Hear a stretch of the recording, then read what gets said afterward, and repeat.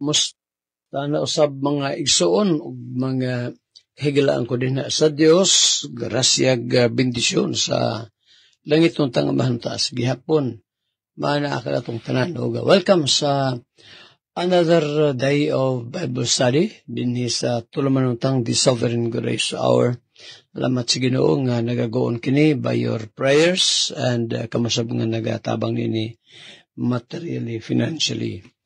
Happy birthday kang brother nagsuon dinhing dapitas Padada, no? Brother Floro Banuelos, happy birthday, Brother Floro. Mo sa inyong pagsimba gahapon sa atong mga mission, so mga kabanan ng mga churches na nagkatag din sa nagkadiyang dapit sa Mindanao, diha sa Kabisayan, o gabi sa pagani diha sa Luzon, no? Particularly sa Pampanga, Brother Ariel Alfafara, masabot diha, Brother Ariel, palamis pagpray sa iyong bulaton din na, and then Pastor Roy Kasipli, doon naging pastor, karon naging simana ha, karong Webes, kita tayo lang ni sundoon dahil no, ni Malo, karong Webes, ang pag-abot ng Budinis Bohol, unya karong umabot nga Sabado, Biyernes, sa Biraca Beach Resort, dinhin dapitas Talibon. Ay isang susunod sa buntag, maghimot ang gusto ka Bible Seminar on the Doctrines of Grace. Unya, sa ako na ko na ginapahibalo, doon na tayo panghatag ng mga basahon. Now, karon sa mga igsoon, no, doon na ang ato nga bisita sa ato sa mga misyon din hindapita sa Lapu-Lapu City sa ipatagan ining Thanksgiving service. Kita tanyo tanan dia og usab atong pahibalo may igsoon karong umabot nga September next month, no? Nga masugdan ang programa nato nining maong mga dapit nga akong maisgutan. Una ang dinha sa Dipolog City, no? Sa Pagadian usab, Pagadian City, Zamboanga City, and then Surigao City, no? Salamat sa Ginoo.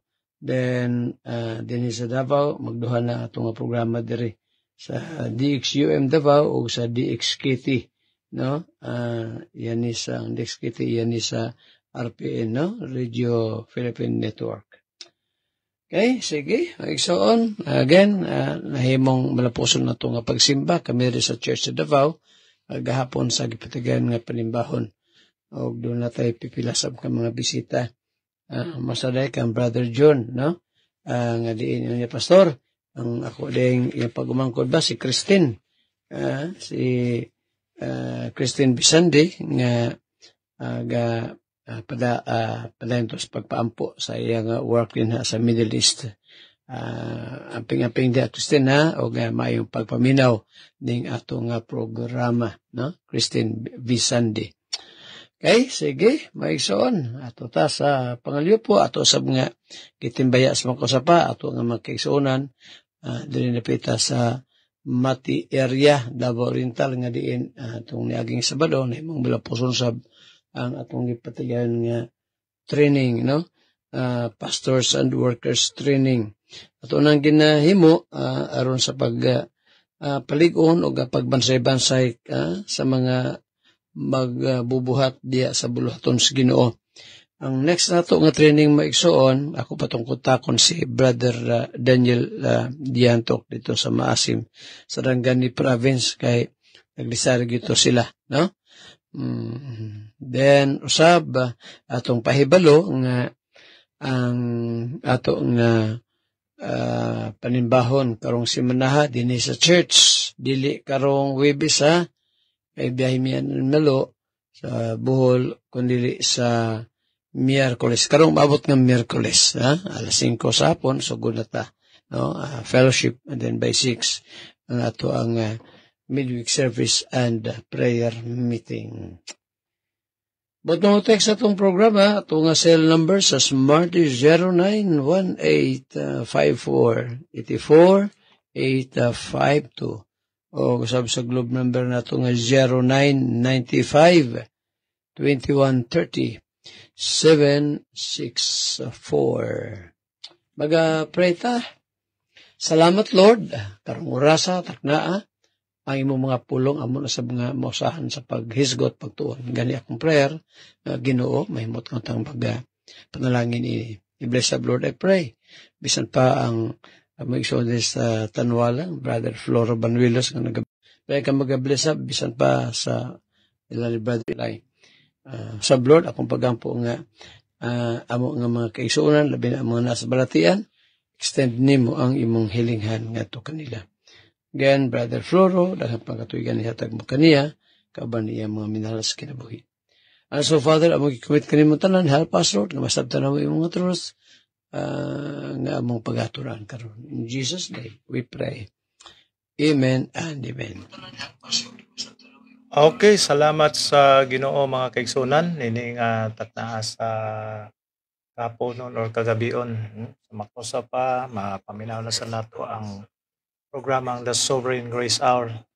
Ipila ka mga adlaw, nawa gyud ta sa kahanginan mga kaigsunan, no? Diri sa to ang Facebook tungod kay sa ilabihan gyud ka busy.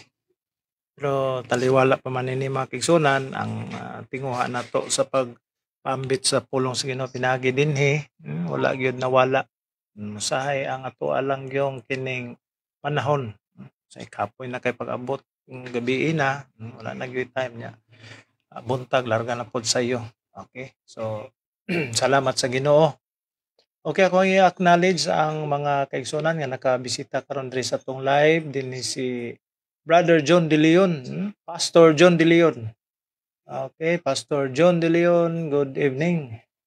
O dinhi kay Brother Tuto de la Cruz sa Tagum City. Brother Tuto, may ka nakabisita ka kadiyot dinhi sa tong programa. Kay Sister Rachel Pueblas sa Baricos. Good evening, Sister. O si Mia Chris Kalipsan Daarol nga nagatan-aw sa to ang live karon. Salamat sa Ginoo. Nakadaklit taron og live mga kaigsunan.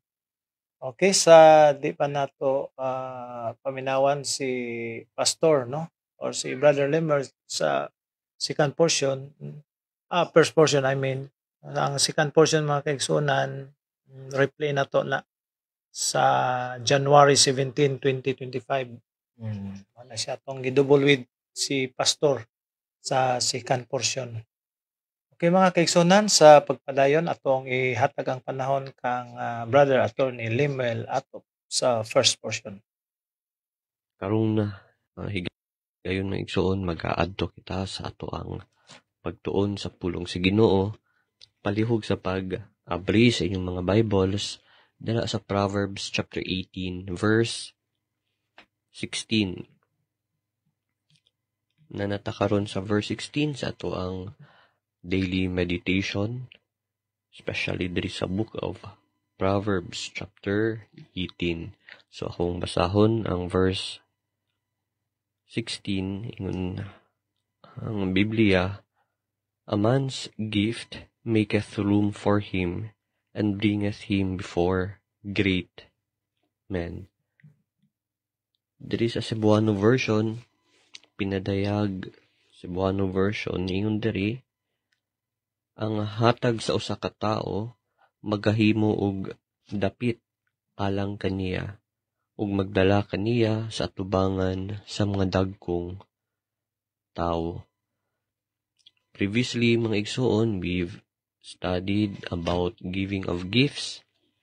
Kung nahinduman ninyo, ato ang tunan ang Proverbs 17 verse 8 nga atong nahisgutan sa atong meditation at that time nga there are two kinds of gifts, good and evil.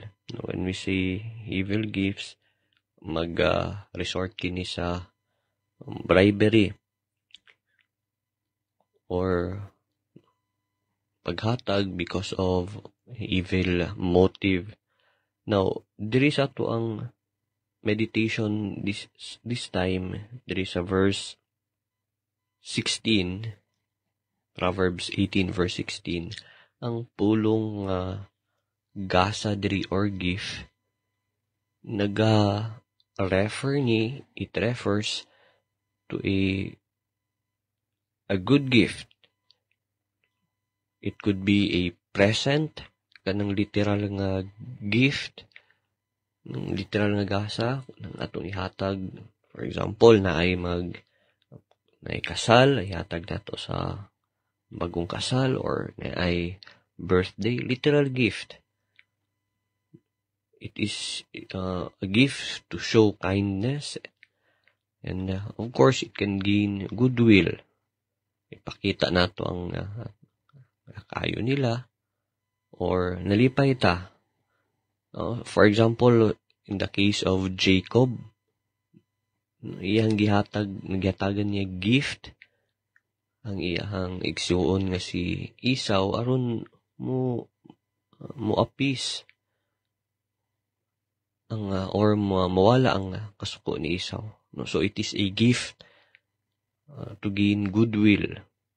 Ang gift po diri sa atong gisgutan, it could be a talent or kanang abilidad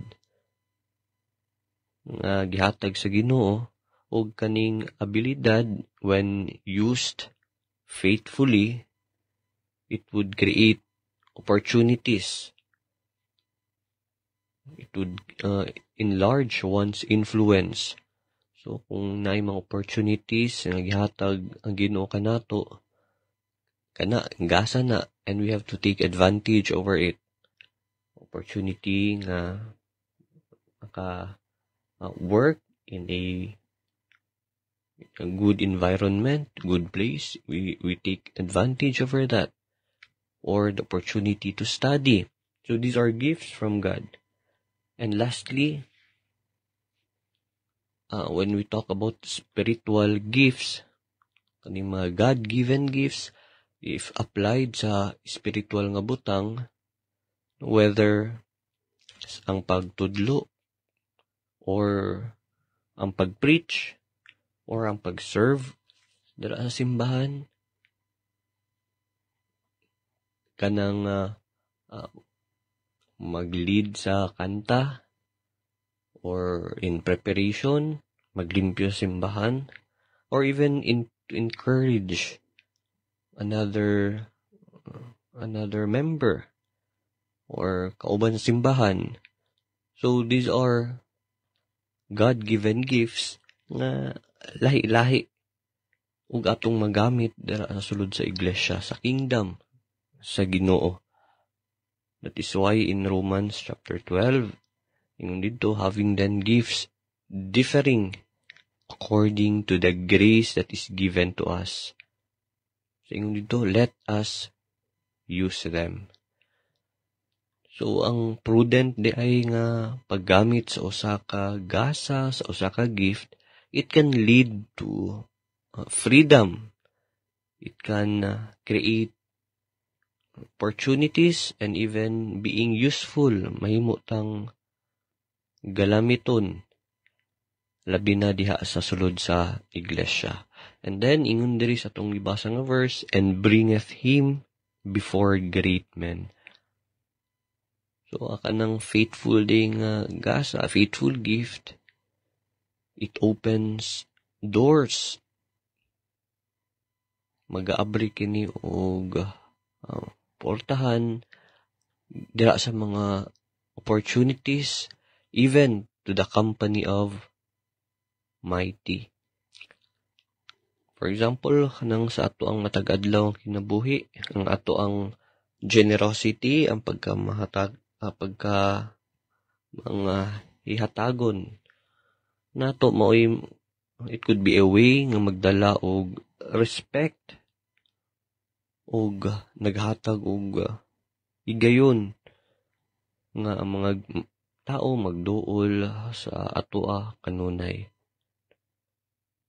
Spiritually mga igsuon, ang Ginoo maoy or pwede mo gamit sa gift or sagasa nga iyang gihatag nga maoy pamaagi nga ang tao ibutang niya sa sitwasyon o sa lugar nga makatestify siya sa kamaayo sa Ginoo even before mga dagkong tao sa ato ang society. So these are ingon diri, and bringeth him before great men. Just like the case of very common example, si David, si Joseph. Si Joseph, ang gift nga gihatag sa Ginoo kaniya nga maka-interpret og mga damgo, og mga dreams, mooy nagdala kaniya sa presensya ni Pharaoh. In the case of also of Daniel, ang wisdom ug ang vision makakita si Daniel, mooy nagdala kaniya tubangan sa mga hari sa Babylon. So kita karon mas isip Kristohanon ato ang pagka-tinud-anon pinaagi sa paggamit sa unsa mang gasa gihatag kanato sa Ginoo. May mahimong opportunity nga makabarog ta with integrity atubangan sa mga tao sa ato ang society, especially those in authority. Makabarog ta atubangan siya kani nga mga tawhana dili tungod sa ato ang himaya apan sa glory sa Ginoo. Mo nang unta kung naatay mga nakita mga panalangin, mga gifts, maybe our talents, whatever it may be, we must use it faithfully. Ang Ginoo nag-entrust kanato aron dili sa pagtago sa kaning mga gift nga gihatag sa ato sa Ginoo, but to serve others. So ato pong hinumduman ang higher purpose nganong ato aning gamiton kaning mga gifts. Sige, mga igsoon, mao kato ato ang meditation karong takna. So magapadayon ta og atong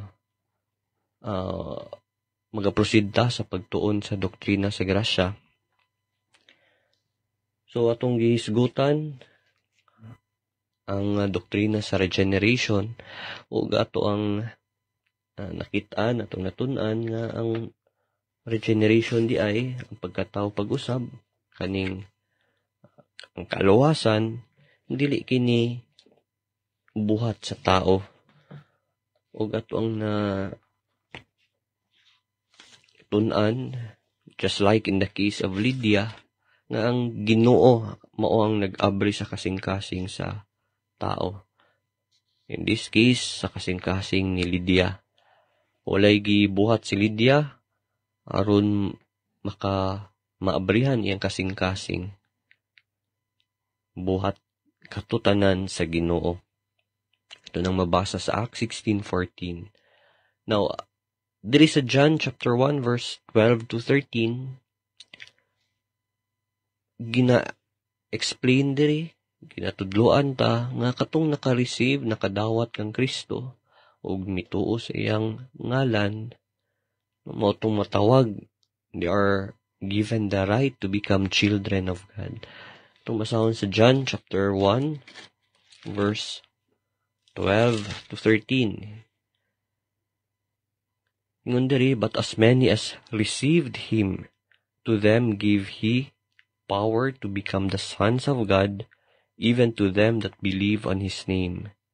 Verse 13, which were born not of blood, nor of the will of the flesh, nor of the will of man, but of God. Ingon diri, not of blood.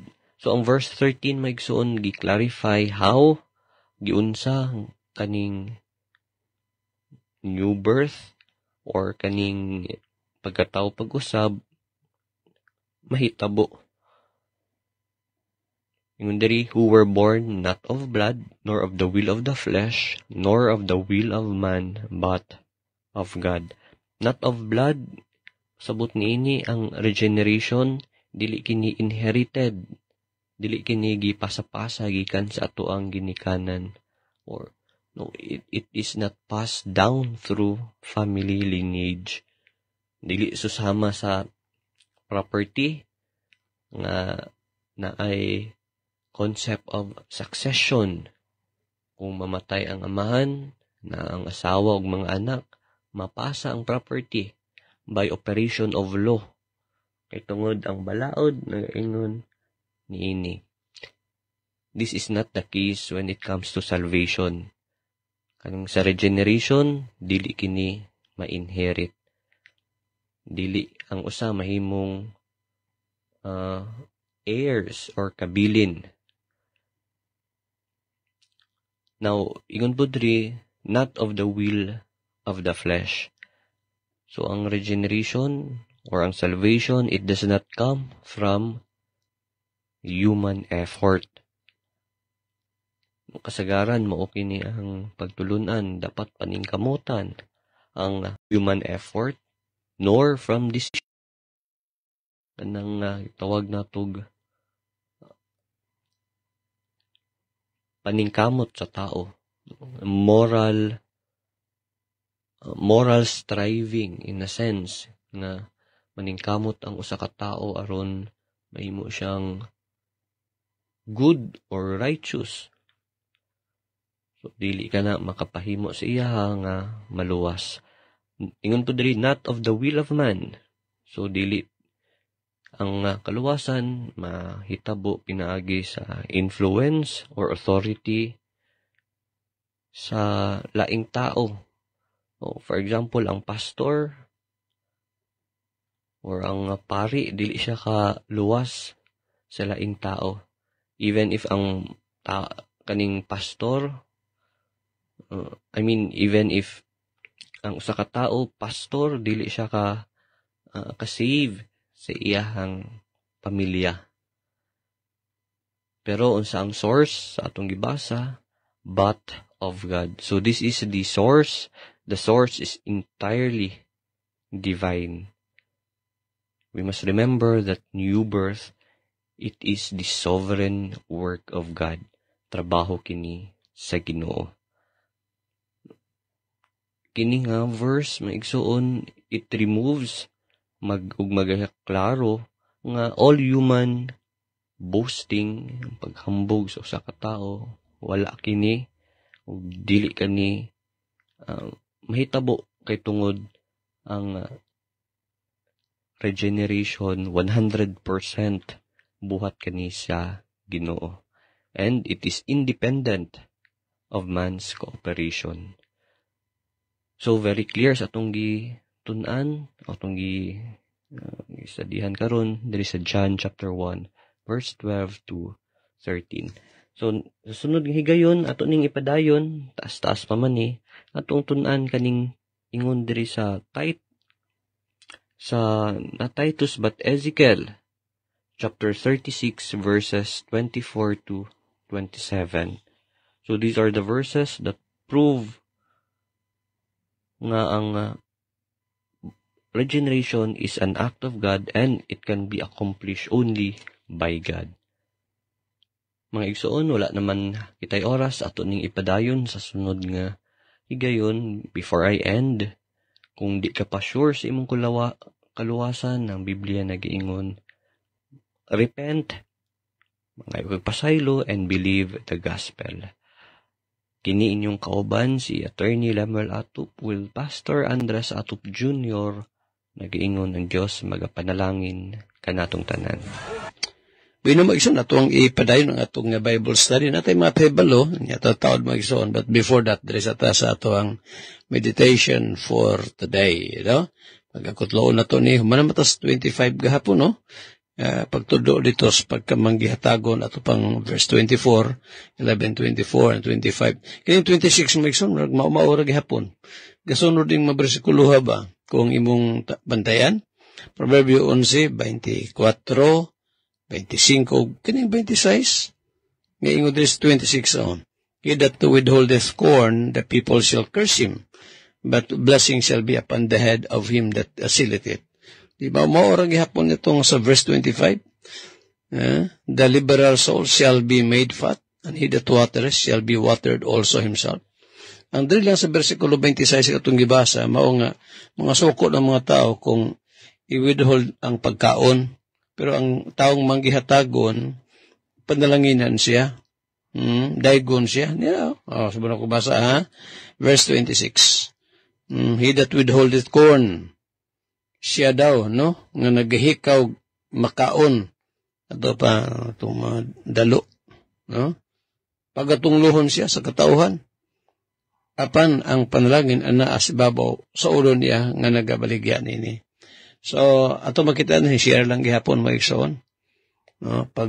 Kanabang pag-share sabay si bonus share gani, pagpaambit gihapon sa usenaan nato. So ang pagdinaw wa gyoy mayong resulta. Wala nga salamat sa Ginoo. Kabalo ko nga kamudhang nga paminaw na itong programa. Number 1, wag yun nyo gihikaw ang inyong mapagampo. Nga kabalo ko nga pray mo nga magagoon ni atong ministry, no? Dari sa kahanginan. O kamusap nga, di lamang kutob sa prayer, kundi nag-extend yun sa inyong financial assistance aron makagoon tani atong bulhaton dalaygon kayo ng Dios sa inyong makinabuhi. So, kanal ang may son, no? Sure taning ato ang meditation for today. Kay maurag hapon ang drive out ni Solomon sa verse 24, 25 ug 26 ang kanabang pagkamanggihatagon. Okay, sige, ato tas atong paibalo sa day. May gusto na kong may pasaysa diri sa ato ang mga missions, di lamang diri sa Davao City kundi sa uban pang mga dapit, no? Mahitungod sa church atong Ginoo. Balik-balikan lang ako ning mahitungod sa Isaiah 53, no? Pero kabalo mo isuon sa atong mga missions din sa Davao Occidental ug makabanan mga churches sa South ug North Cotabato din sa Lapu-Lapu City, no? O sa mga lugar nga mabati nitong programa kadungog ga ampo nga unsa ka importante ning mahitungod sa church ni Ginoong Hesukristo. Now, atong hibaluan sa atong study nga ang nagtukod sa iglesia sa Ginoong Hesukristo wala lain kundi si Kristo mismo. Ang uban magud gatuo lagi nga si Pedro mo gitukuran sa iglesia. Mao na nga ilang pagtuo nga si Pedro nakaabot dito Roma, pero pasama ba yan mo ng Book of Romans? Huwag yung kayo mabasa diya nga si Apostle Paul nagpangusta ni Pedro. Wala kung si Pedro maigsoon, nakaabot pa dito sa Roma, pangumustahon siya. Si Apostle Paul pa, pangusta ito niyang mga tao dito nga maupay una niyang pagkakita, no? Gibistahan siya. O niya, iya pong ipangumusta. O tanawa, maisoon. Roma, Kapitulo, adres at pamatuod, diba, nga dili si Pedro ang gitukuran sa iglesia sa Ginoo, kundi si Kristo Jesus mismo. Kaya dili magud maisoon lagi sa Roma, Kapitulo 16. Ako sang basahon ning pipila ka mga taong gisgutan din nga wala gyud maapil si Pedro. So, ang pamatuod, nga akong gi-mention maigsoon. Aron ba sa pagpakita sa truth ba nga, ang founder sa church, mo si Christ. Dili si Pedro. Kuning balik-balik ko na dili sa Apostol Pedro. Kada lagi nga pastor na lagi sa Mateo 16:18 lagi nga pag-ingon ni Christ, thou art Peter, and upon this rock I will build my church. Tungkol sa pag-ingon daw ni Christ bang ikaw mo, Pedro, gibabaw ni bato pagatukurong ka kong iglesia. Tungkol daw niya na, dito daw gitungtong ang iglesia kang Pedro. Ay, di na maumagsoon. Mali na. Dito, Roma 16. Unya, versikulo 3. Mato pa ni Pablo. Ipangumusta ako kang Preska o kang Aquila. Ang akong mga katambayayong diha kang Kristo Jesus. Manidri sa atong English Bible, no? Great Priscilla and Aquila, my helpers in Christ Jesus. Tama ni pagkahubara ni, no? Pangin din na nga, my helpers in Christ Jesus. Ang pagkahubad rin maigsoon, katambayayong. Para ba gusto inyo, ha? No? Pag yun ako nga, natay mga workers, natay mga church workers or mga helpers. Dili nga ako ang katabang, kundi mga katambayayong. Hindi magumpulong katambayayong. Gana ba kung mag-arsa bitaw bugat maigsoon? Gakuan baga-usap pa sa pag-arsa. Masab na itong buluhaton. Di ba yan ako makaya ako ra? Ay di oy. Manang pasalamat ko sa Ginoo nga sa pagsugod na to sa ministry, although namagid ang Ginoo paluyo ning tanan. Pero diri sa you remember sa mga members sa church sa mission pa ta din sa may Castillo pa di sa Matsa una pipilar man taw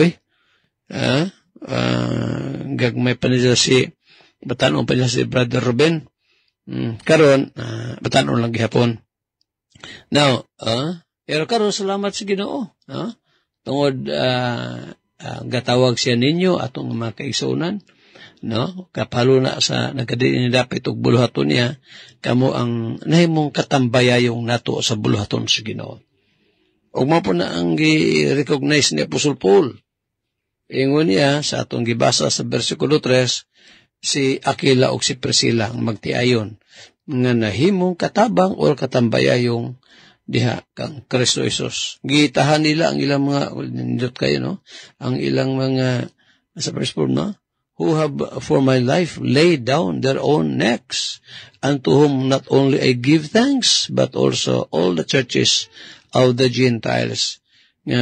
Kini daw sila si Priscilla o si Aquila, may hatag silang kinabuhi, bisan pas katalagman, tungod daw kang Apostol Paul, o kanila nagpasalamat, di lamang ako ra, kundi usab ang tanan ng mga iglesia sa mga hintil. Ipamusta usab ako sa iglesia nga namag tigong sa ilang balay.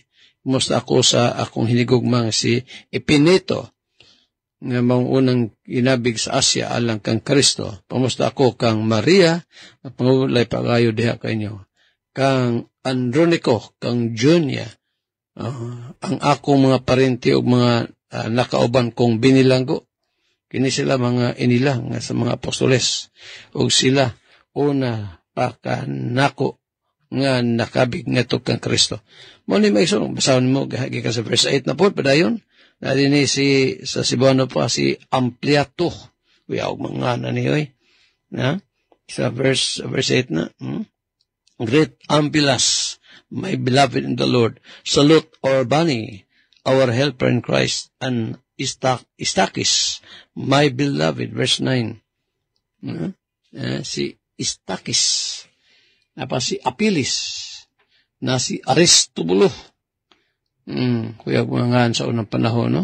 Ayun, mga taga Italia, maginiila. Now, nganong akong gimension ni kadali, muhibol mo, anong nabot man kada sa Roma 16, Pastor? Aron sa pagpamatuod, nga sa kadaghan-daghang gipangumusta ni Apostol Pablo, nga mga kaigsunan dito, wala gyud kay mabasa din si Apostol Pedro iyang ginganlan, gimensyon. Nga naman, kayo makabot si Pedro sa Roma. Una-una rin yun ang maigsuon basuban nga, kana daw si Apostol Pedro mo'y pinakaunang papa sa Roma. Dili, wala gyud na mag-mention ng Bible na maigsuon. Nga gani si, ang ilahang, sa kinibang dakong simbahan, na si Pedro, pinakaunang nga Pope. Sa pagkaunang Pope ni Apostol Pedro, nga si Pedro mismo naagay ugangan.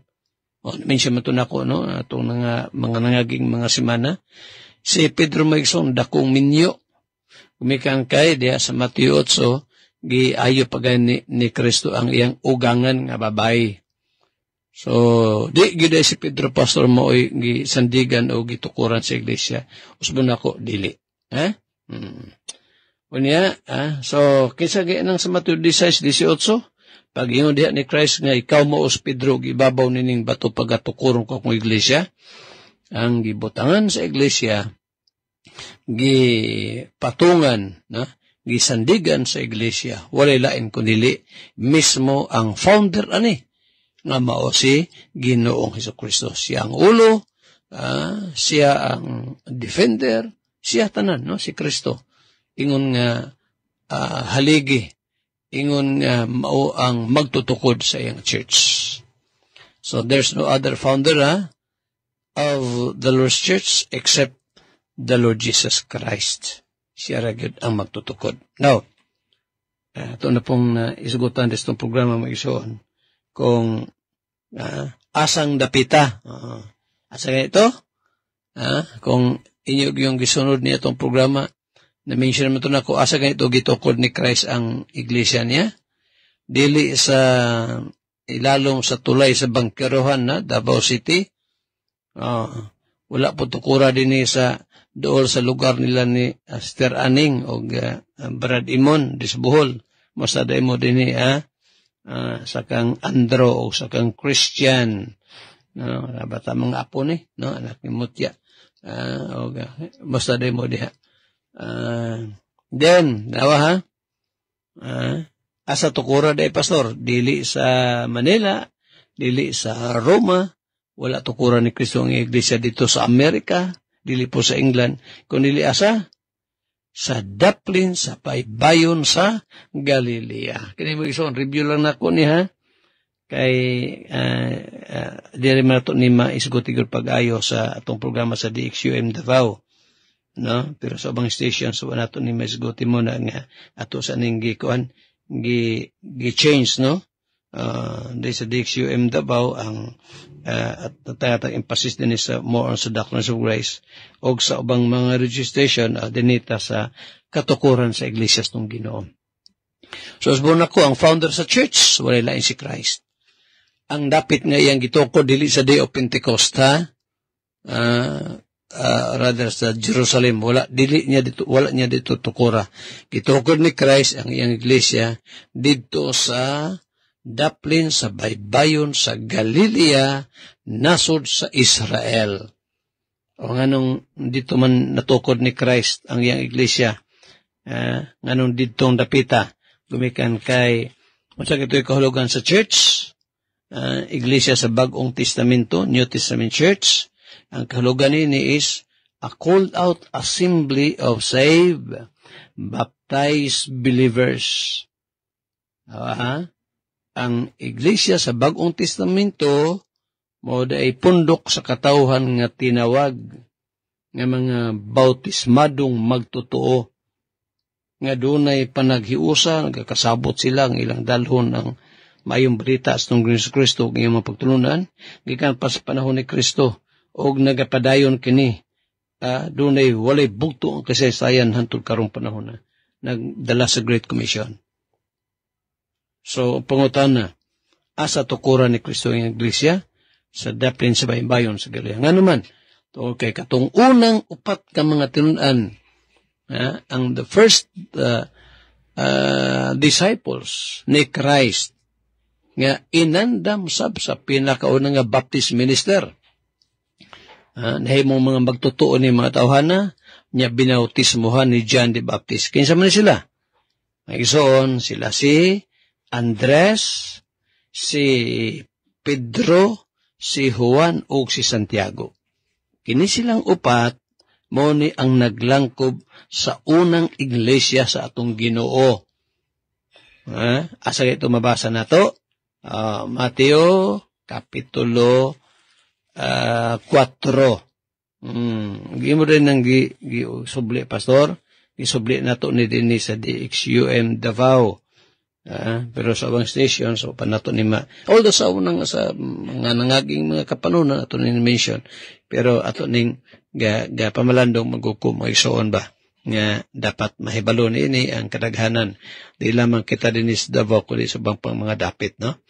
So tanawa mo igsoon human nga gitinta lang Ginoo sa Mateo 4 Matthew chapter 4 no 1 to 11 nagsugod siya sa iyang public ministry. O kabalo kaon sa ang una ba yung message yun ni Christ? Matthew 4:17. Matod pa niya, repent. Excuse me. For the kingdom of heaven is at hand. Pag hinulsol ka mo, muna unang mensahe ni Christ maisoon. Pag hinulsol ka mo. Muna kung ikaw higalang namino aron, o panumas natin kaluwasan, marabay yun ang first message ni Christ. Pag hinulsol si mo sila, ato ka sa Marcos 1:15, repentance toward God and faith toward the Lord Jesus Christ. Repent, believe the gospel. Tumuo ka sa maayong balita. So itong gospel, si Kristo namatay, si Kristo gilubong, si Kristo nabanaw sa katulog adlaw. O ang tanan nga hinulsol sa ilang mga sala, o gasalig kang Christ, mitugyan sa iyong kinabuhi, di kang Kristo Jesus, dili malaglag kung dili may kinabuhing dayon. So kung pagkamasay bigala, I may say this time, repent and trust Him as your Lord and Savior. At yung pa rin ugma, may son, at oras, inyong higalas kahanginan, Andres Atob Jr. Mana milit, magaingon ang Diyos, magapanalangin kanatong tanan, daghang salamat. Okay, salamat sa Ginoo sa mensahe nga gidala sa iyang alagad, si Pastor Andres Atop sa second portion radio program ni or recorded program nga ni mga kaigsunan sa ato ang programang The Sovereign Grace Hour. So salamat sa Ginoo sa maong mga kamatuoran, kay doon nagyoy mga kagikanan ang pagtukod sa kasimbahanan sa tong Ginoong Hesukristo, ba? Nagyoy gitawag og church perpetuity. Dunay sinugdanan og dunay pagpadayon ini sa walay bugto, no, nga kasaysayan. Kay gisaad ni sa tong Ginoong Hesukristo, no, as we remember that Jesus Christ, our Lord and Savior, promise the perpetuity of His church. So dunay link ang kasimbahanan sa tong Ginoong Hesukristo sa tong kapanahonan karon back to the gikan sa pag tukod ni Ginoong Hesukristo. So naagyo ni siya gitawag og mga succession sa matag katuigan kapanahonan. Di gini pwede mawala, no? Connected yun no? O ang matag panahon ani dunay walay bugto nga kutay sa kasaysayan. Mao na ang kasimbahanan sa tuang Ginoong Hesukristo, no? Dili gyud na siya mawala, no? So illustrate na ni Ginoong Hesukristo sa pag-uban niya nga na sa iyang kaiglesiyahan, kasimbahanan. Even the gates of hell shall not prevail against it. So, ang kasimbahanan sa tong Ginoong Hesukristo sa dihang natukod kini diha sa Jerusalem, nahimong Jerusalem Church, iya kining gipatubo, yubanan, gidungagan sa mga taong linuwas. Dunay gitawag og 3,000 ka mga tao, 5,000 nga nadungag og uban pa. O kini sangyaw sa may balita, mas nidaghan pa hangtod namugna tong iglesia sa Samaria, iglesia sa Antioch, ani dito gisugdan og tawag ang mga Kristohanon. Sa iglesia sa Antioch dito gisugdan og tawag mga Christians, no? And its missionary works ug sa uban pa. No? Nahimong na mga daughter churches, no? Diya sa church in Lystra, sumala diya sa Acts 14 verse 6, verse 21 and 23. No? Napagini siya mga anak ng mga iglesia na gani diya sa Iconium, Church of Iconium, Church in Iconium. Hatod sa first missionary ni Paul, ang to diya sa Antioch of Pisidia, Church in Philippi, Church in Thessalonians. Hatod sa first, second, and third missionary journey of Paul, no? And then from Jerusalem to Rome, no? Angtod nga dito gidakop si Paul, angtod nga nawad-an siya kinabuhi. And then later on sa pagmantala sa mga balita, sa mga nakabig dito sa mga balita from Rome, no, naabot dito sa Wales, England, o sa uban pa. Sumala diya sa mga nahitala sa kasaysayan. So sa pagwali ni Pablo Magkisunan, no, diya sa Rome as early as AD 63. So muna, from Wales to America, and then naay mga kagikanan dyan. So dili pwede nga walay kutay sa kasaysayan. Okay, akong i-acknowledge din ang pagbisita ni Eileen Desirira Hila. Okay, o sa naminaw karon si Brother Sir Bernaldo Pisanya diya sa Bislig City. Good evening nimo diya Sir Bernaldo, o malipayong pagpaminaw. After niini, no, tapos ta sa ato ang programa, and then basig taud-taud maghahimo tag ato ang separate na program, live gyapon. Okay, hangtod sa sunod nga panahon gigayon, dungog-dungog ta paminaw ta sa ato ang programa sa gihapon. To God be the glory, og maayong gabi once again sa matag usa kanato, and happy eating while listening the word of God.